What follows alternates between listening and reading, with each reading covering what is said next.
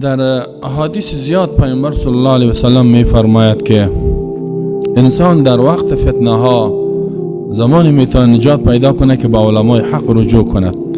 علمای حق تا وقتی که باشد امت به ضلالت نمیره، به گمراهی نمیره. خصوصا در یک منطقه بودن عالم حق بزرگترین یک نعمت است.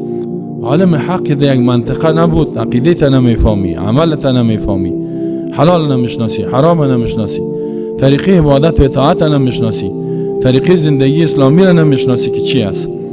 به می خاطر اگر علمای حق نباشد مردم غرق میشن، هلاک میشن.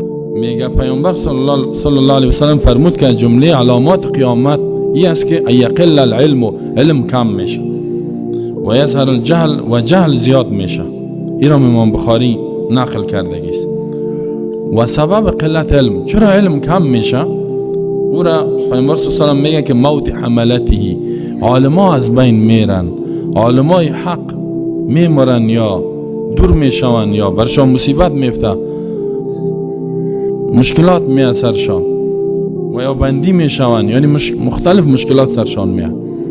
علما که جامعه دور شد، اینجاست که باز جهل حاکم میشه. جهل که حاکم شد، کشتار و بی‌حیایی و ظلم و تجاوز، نامش دیگه جنایتی که است در جامعه میشه. زیرا علم که رفت، قرآن دور شد، دیگه همه خیانت ها میشود.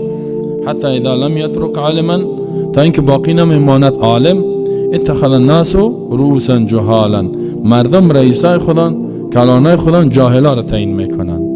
کسی که از اسلام هیچ خبر نداره، حتی دشمن اسلام است، او را تعیین میکنه رئیس. وقتی که او را تعیین کرد، کلان مفتی خود او را تعیین میکنه جاهل. فسألو، با سوال میکنن از جاهل که اسلام چی میگه، چی کار کنیم، با ما هدایت بده صاحب فلانی خان صاحب، با ما هدایت بده چی کار کنیم.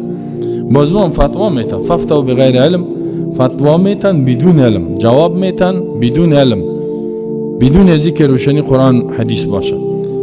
با نتیجه چی میشه؟ فضلوا، گمران میشون مردم، و ضلوا، مردم هم گمران.